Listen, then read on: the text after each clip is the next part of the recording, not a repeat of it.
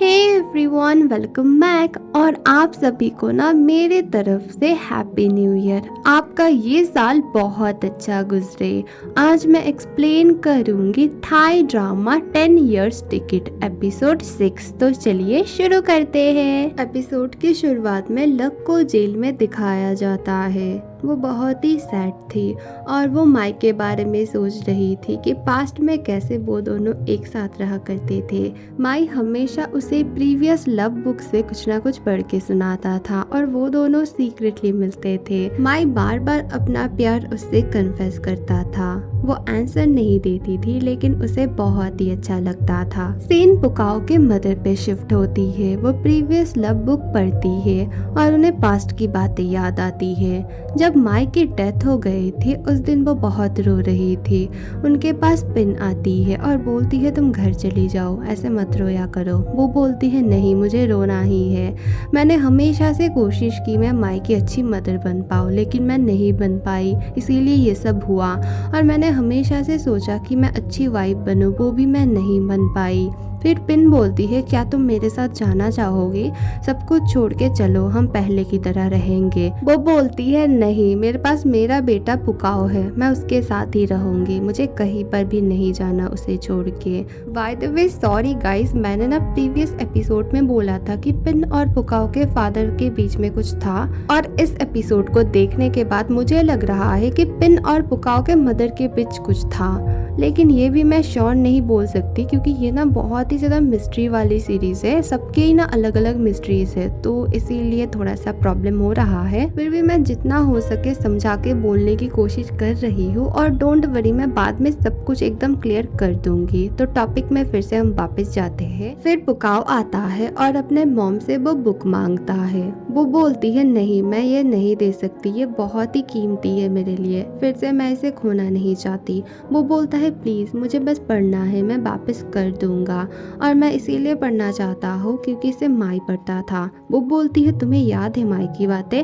वो बोलता है नहीं, असल में उसके बाइक से मिला है ना इसीलिए। वो बोलती है ये बुक मेरी है।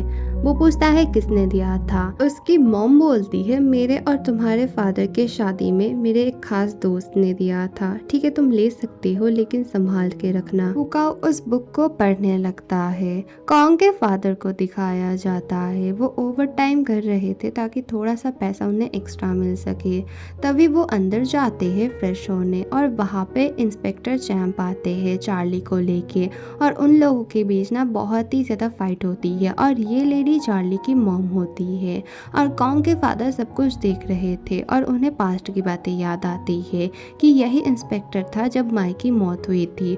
उनसे उन्होंने रिक्वेस्ट किया था प्लीज़ मेरे बेटी को छोड़ दीजिए, उसे बचा लीजिए। इंस्पेक्टर चैंप ने बोला था नहीं, अब कुछ भी नहीं हो सकता है, आपके बेटी ने ना कन्फेस कर लिया है कि उसने ही खून किया है। लुक्सो बहुत ही हैप्पी होके पुकाओ के घर में आती है डिनर करने के लिए। पुकाओ बहुत ही गुस्से से रूम से बाहर आता है और वहाँ से चला जाता है। पुकाओ की मॉम बोलती है प्लीज तुम उसके पीछे जाओ और साथ में तुम फ्लू को भी लेके जाओ। पुकाओ बहुत ही गुस्से से कहीं जा रहा था। असल में उसने प्रीवियस लव बुक में देखा था कि माई ने लक के लिए अपना प्यार कन्फेस किया है। कॉन्ग के पेरेंट्स घर पे नहीं थे, वो अकेली थी। बाहर से पुकाओ उसे बुला रहा था और पुकाओ बुक दिखा के बोलता है ये बुक तुम्हारे बहन को क्यों चाहिए, बोलो मुझे। वो बार बार बोलती है प्लीज इस बुक को मुझे दे दो, मुझे ये चाहिए, मैं अपने सिस्टर को ये देना चाहती हूँ। पुकाओ फिर भी बार बार पूछे जा रहा था बोलो तुम्हारे बहन को ये क्यों चाहिए। कॉन्ग बोलती है सच में मुझे नहीं पता, बस मेरी सिस्टर ने बोला है ये बुक उसके लिए बहुत इम्पोर्टेंट है, वो इस बुक को बहुत मिस करती है। पुकाओ बोलता है वाओ, वो इस बुक को मिस कर रही है लेकिन मेरे भाई को नहीं मिस करती है। तुम्हें पता भी है कि मेरा भाई तुम्हारे बहन से कितना प्यार करता था लेकिन उसने मेरे भाई को मार डाला। कॉन्ग बोलती है हाँ, फिर भी प्लीज तुम इस बुक को मुझे दे दो, मुझे ये अपने सिस्टर को देना है। वो बार बार मना करता रहता है और बहुत ही ज़्यादा गुस्सा कर रहा था। कॉन्ग को गुस्सा आता है। वो बोलती है तुम हमेशा मुझ पे क्यों भड़कते हो? हाँ, मैंने माना मेरे सिस्टर ने तुम्हारे भाई को मार डाला, लेकिन उसकी हालत क्या है तुम्हें पता भी नहीं है। वो तो जीते जी मर रही है। प्लीज़ इस बुक को दे दो।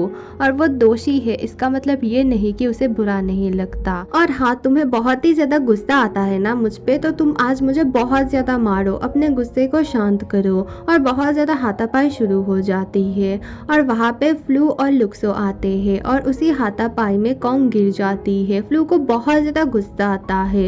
वो आके पुकाओ को बहुत ही ज़्यादा पीटने लगता है। लुक्सो बार बार फ्लू को रोकने की कोशिश कर रही थी, लेकिन नहीं कर पा रही थी। कॉन्ग हैरानी से सब कुछ देख रही थी। फिर कॉन्ग जाती है बीच में और वो पुकाओ को पकड़ के बहुत ही ज़्यादा रोने लगती है और बोलती है सॉरी, मेरी वजह से ये सब हुआ। पुकाओ उसे हटाता है और फिर वहाँ से चला जाता है। लुक्सो फ्लू को बोलती है तुमने ये ठीक नहीं किया, तुमने पुकाओ को क्यों मारा? उसे बहुत ज़्यादा दुख हुआ है कि तुमने उसके ऊपर हाथ उठाया है। फ्लू बोलता है मुझे भी बहुत बुरा लग रहा है। फिर वो बोलती है मुझे पता है तुम कॉन्ग से बहुत प्यार करते हो, है ना, इसीलिए ऐसे करते हो।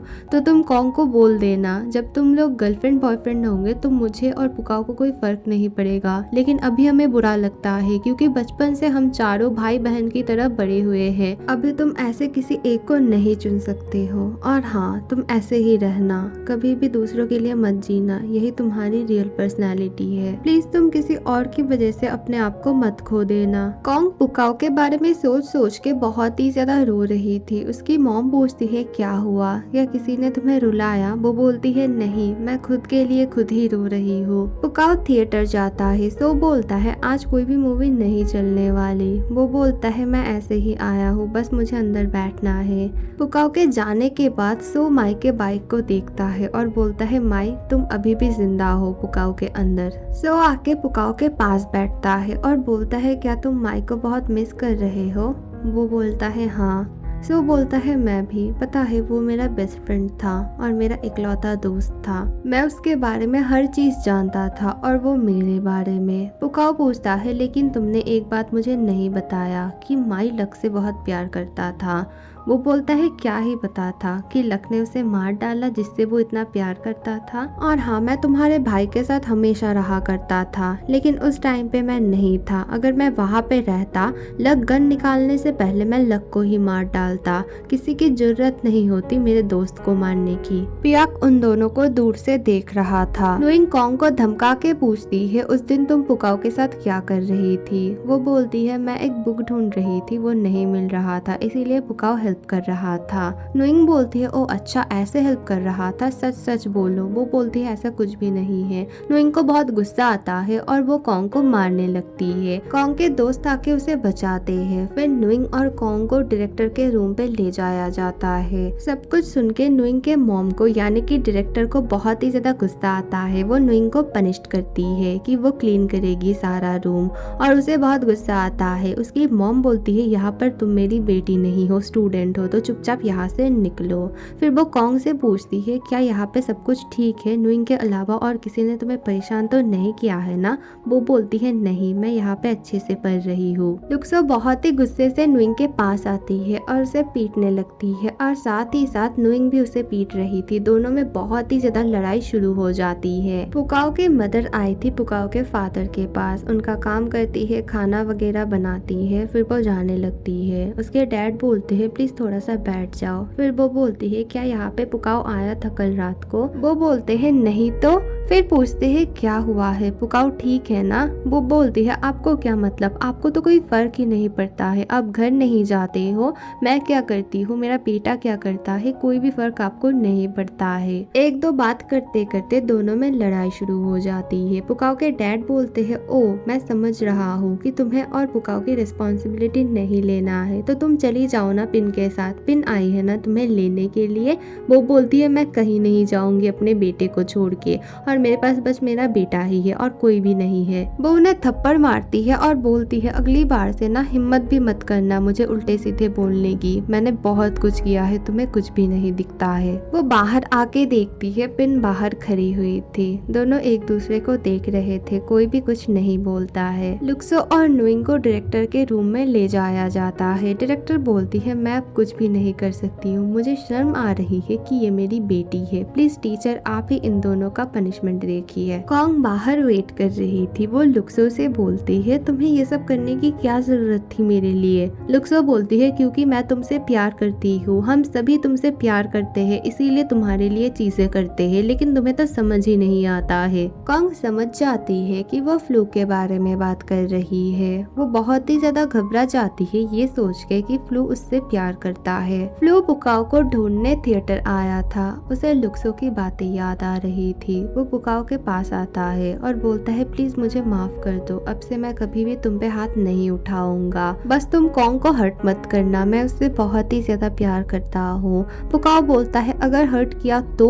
वो बोलता है तो फिर हमारा ये भाईचारा खत्म, तब से तुम मेरे भाई नहीं रहोगे। पुकाओ फ्लू को मारता है और बोलता है ओके आज से हम दोनों भाई नहीं है। फ्लू पुकाओ को बहुत ही हैरानी से देखने लगता है। एपिसोड 6 यहीं पे खत्म होती है। और हाँ न्यू ईयर है इसीलिए ना चारों ओर हमारे इधर पिकनिक चल रही है, तो बहुत ज्यादा म्यूजिक है बैकग्राउंड में। मैंने बहुत कोशिश की कि मैं बाद में वीडियो बनाऊं, ये करते करते ना बहुत लेट हो गया है, फिर मैंने सोचा यार बना ही लेते हैं, अगर थोड़ा सा भी प्रॉब्लम होना तो सॉरी।